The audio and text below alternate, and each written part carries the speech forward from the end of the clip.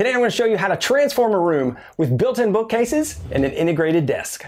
All right, so here's the room that we're starting with, and this is just a huge hodgepodge of different types of furniture that we just kind of accumulated in this room. Now, my son is really into Legos. He loves origami, and we need a place for him to be able to do all those things and to display the things that he's built. So we're gonna have floor-to-ceiling bookshelves and a desk in there. We're gonna get rid of all this and have a nice cohesive look that's gonna be a great place for him to build. All right, let's get started by breaking down some wood.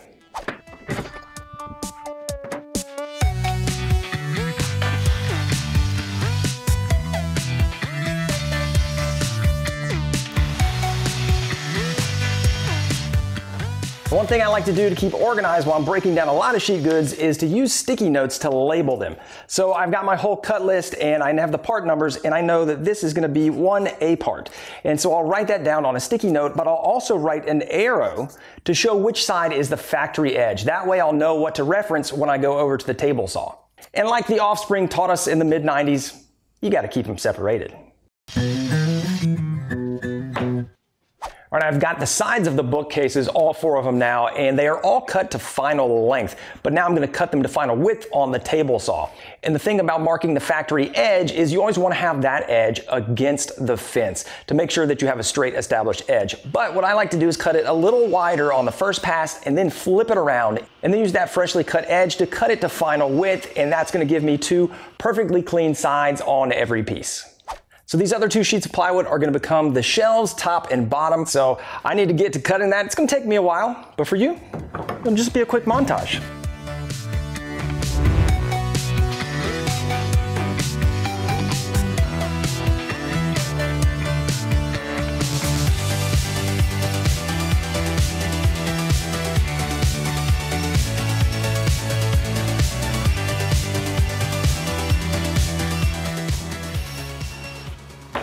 All right, I've got all my shelves cut to size now, and we can start to do some of the joinery. I'm going to use pocket hole assembly to make it nice and easy, and we can fill those up and cover it up and paint it. But no matter what joinery you use, when you look at the shelves, look down the length of them and see which way they bow. This one bows like this, so I'm going to make sure that this is the top, because shelves might tend to sag over time, so you want to start out with the hump on the top, and the face frame will straighten it up later. But if you start with a sag, it's harder to pull that up. So I'm going to go ahead and do 3 pocket holes on each of the sides of these, and then we can get to some sanding and assembly.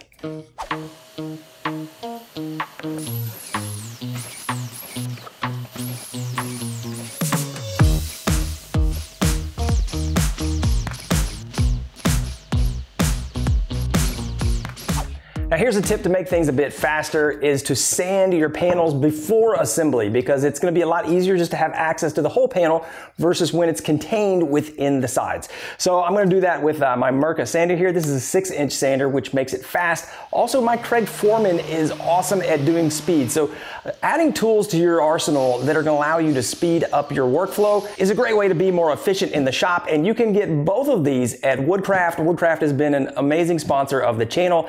They have basically everything you could think of and need for woodworking tools and supplies. I'll have links below in the description to all the tools that I'm using today, and you can check those out at woodcraft.com.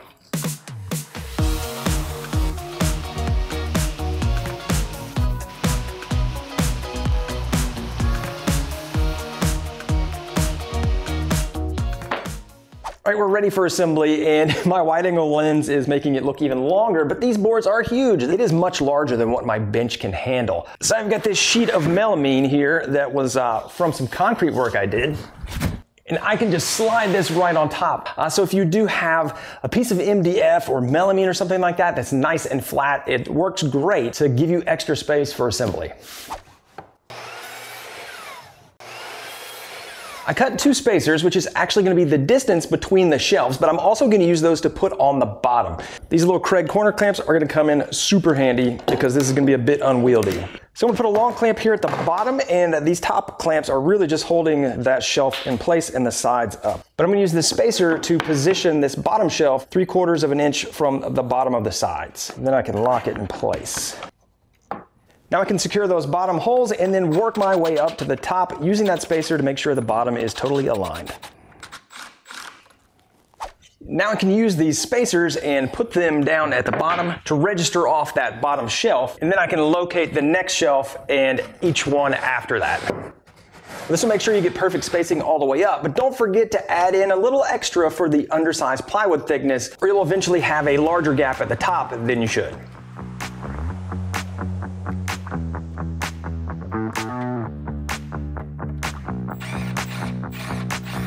We're gonna have to go right to ludicrous speed.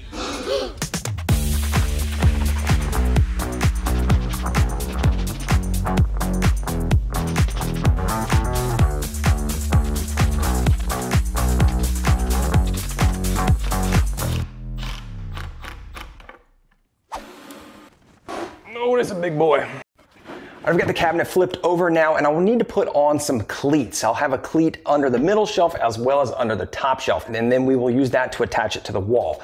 So I ripped down some strips off of the extra pieces of the shelving, so it's gonna be the exact width, and then I cut some pocket holes on the backside, and these will sit right underneath and get attached. But before I do that, I need to fill these holes. I'm actually gonna be using some Bondo. This works really well, and I'm just gonna mix it up in small portions, fill up all the holes, then we can sand it and put in the cleats. So if you've never used Bondo, it comes in two parts. It's the putty, and then there is a little cream hardener on it. And I'm gonna mix a bunch of batches of this because it dries really quickly. And then we can just apply it right into the holes. You wanna definitely kind of leave it proud because you're gonna sand it back.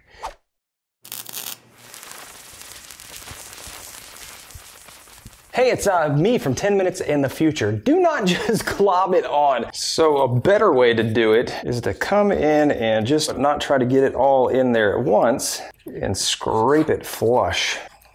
And now it's not going to be completely filled, but you come back with a top coat and then squeegee it off nice and flush.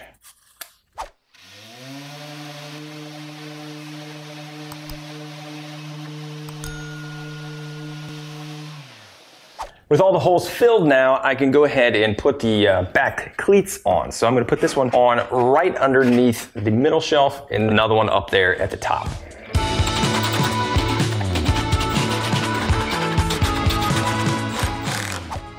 All right, now we can flip it back over so that the top is up. And if you don't get to the gym enough like me, just pause here and 3 sets of 12 should do the work. You'll be good. Exhausted. For the face frame, I'm going to be using this 1x2 material, and we're just going to put this along the sides and the front. So it's going to look great, but it's also going to shore up the entire assembly and give a lot of strength to the shelves. The left side of this bookcase is going to be against the left wall, and whenever you're going against a wall, it's not going to be a perfect fit, so you want to leave some room for scribing. And I'm going to back bevel the underside of this.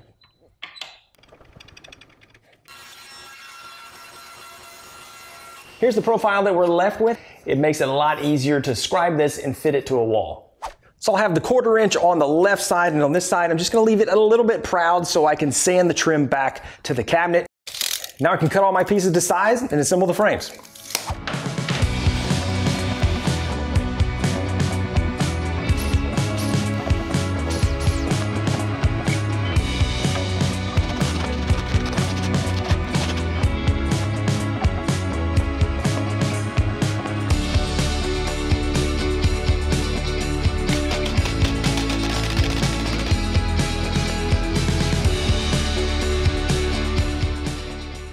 So now we've got a nice smooth edge on the outside, and actually the scribe side is over there now. But the last thing to do is just fill all the little gaps, the nail holes, with some wood putty and get everything seamless and sanded down so that it's ready for paint.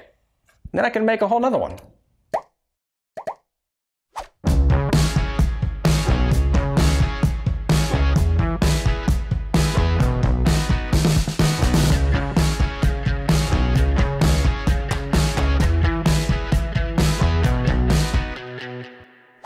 It's time to start prepping the bottom. The bookcase, because it's so tall, I'm gonna have it on a base that goes underneath, because if I made it full size, you can't tilt it up because you'll hit the ceiling.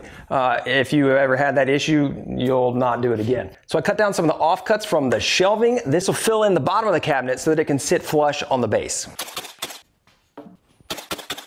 And moving these things around is half the challenge of the whole project after you get it going. Just use leverage, and I've got the furniture dolly to help move it around the shop, but whatever you do, don't get caught underneath this thing if it's falling, just let it go.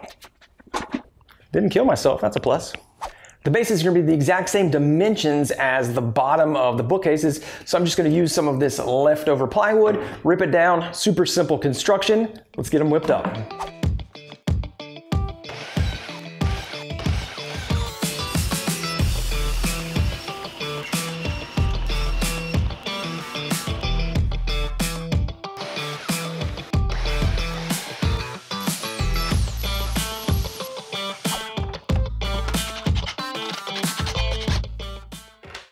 All right, before we get into painting, I need to make a few more pieces for the center that's going to connect the bookcases, and then a shelf. And then I'm also going to make a desk. These are all going to be very simple construction, just a 3/4 sheet of plywood and then some trim, either this 1x4 or a 1x2 for the shelves and the desk.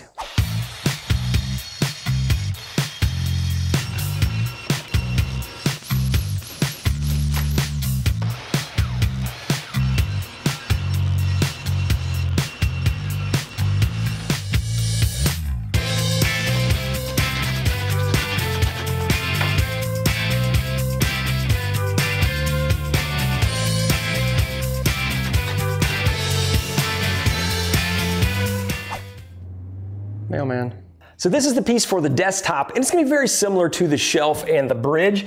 It's going to have this front trim piece on it again to give it that nice look, but it's also to give it protection because I'm sure it's going to get banged up and bruised. But not only are we going to have it on the front, we're going to have that on the side because the desk is going to extend out from the bookshelves, and so this plywood edge would be exposed if we didn't wrap that as well.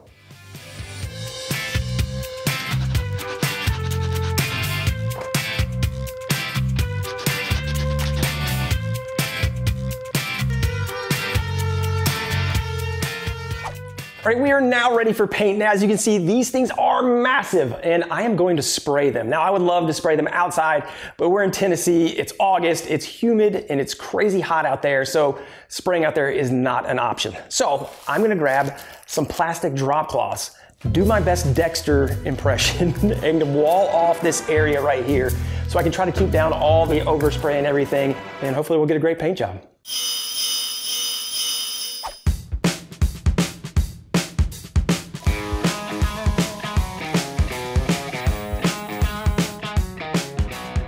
All right, I'm ready for the finish coat, and right now I have switched it because I found it's way easier to paint it on its side than standing straight up. You know, painting vertically into the side is a lot harder than just painting down below you. So I'm gonna paint the back side and the shelves, then flip it around and paint the face frames. It's just a lot easier this way, though it does take up more room. Let's go.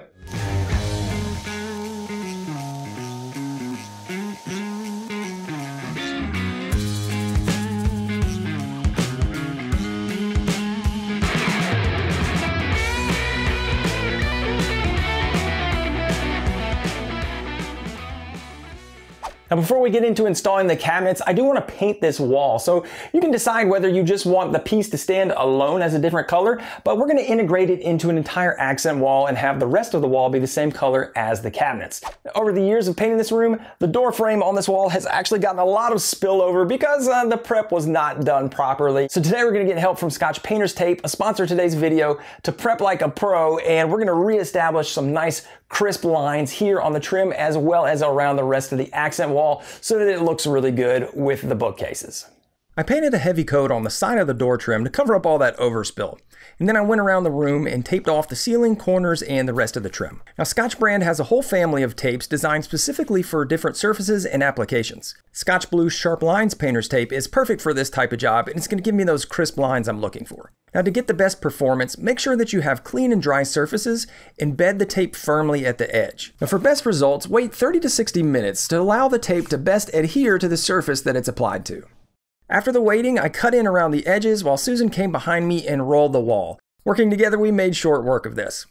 And after 24 hours, I used Scotch Delicate Surface Painter's Tape on that freshly painted door frame. Now, it's low adhesion, so it's not going to pull off the paint, but it still locks out the seepage and gives me that fresh, clean line that I wanted. Now, once the paint is dry to the touch, you can remove both of the tapes the same way, peeling it back at a 45-degree angle to reveal your crisp lines. Now, I'll have a link below in the description for the Sharp Lines and Delicate Surface Painter's Tapes, and thanks to Scotch Painter's Tape for being a sponsor of today's video. So the install starts with putting in these little toe kick bases that I have, and we are going to be going straight onto the carpet. Basically because of the little footwell area that's going to be underneath the desk, and it would just be weird to notch around that in the carpet and make it look right. So what I need to do is get these bases in, but because they're on carpet, I'm going to have to put the cabinets up in place to see how much they're going to compress down and make sure that I can get everything level, not only each one, but across both of them, and I'll use a large level to get that done. I can take off the baseboards and get these up to the wall because I'm going to secure them against the wall to make everything locked in place, and then we can put the cabinets on top for the install and it'll work just right.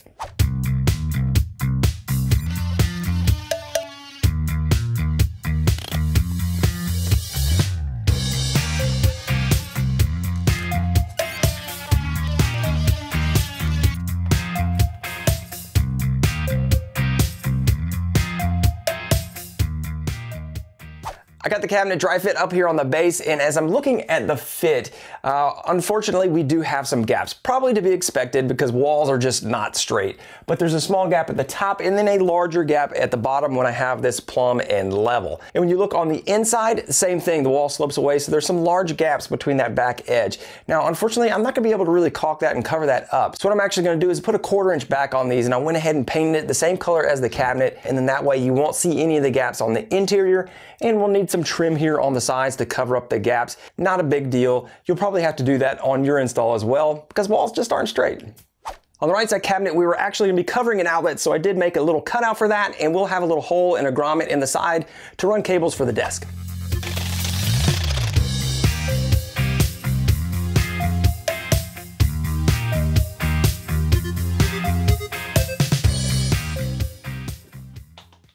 And the biggest pain that you're probably going to run into, like I am, is getting these cabinets so that they are actually level and plumb to each other. Because this wall kind of runs off to the side, so if I put them back up flat, then this one's going to curve out and the trim across the top is not going to work. So get yourself a large level, and when you put it up against the faces, it should be flush across both of those fronts. That's when you know that the cabinets are flush with each other, and then we can run the bridge across the top. So the bridge and the shelf, I'm going to be using some cleats here.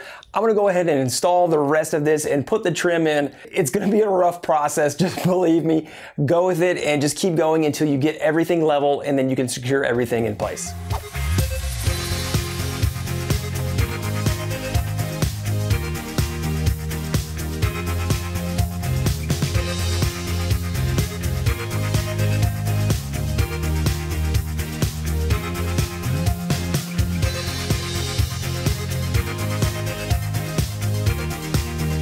All right, we've got all the pieces installed and it is really looking awesome. This thing is massive. So to finish this out, what I need to do is put some trim on. So I'm gonna be going with some trim up top for kind of a crown molding style look, as well as some around the base, and then to cover up the pieces here. If you want plans to build your own built-in bookcases and desk, I do have them available. There's a link down below in the description you can check out, and we appreciate your support. Now let's go ahead and get started on this trim.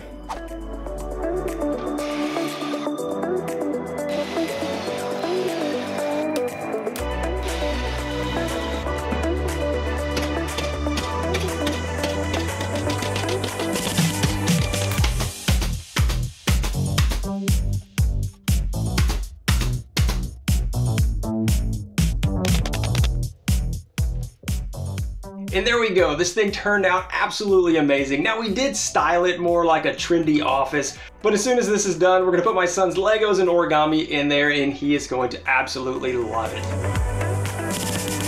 If you want plans for your own built-in bookcases, I got a link down below in the description for the plans. And if you want to check some more videos out on storage and organization for the home, you can check it out right there. I want to give a big thank you to those folks that have been joining the FTBT's Builders Club. Until next time, guys, get out there and build something awesome.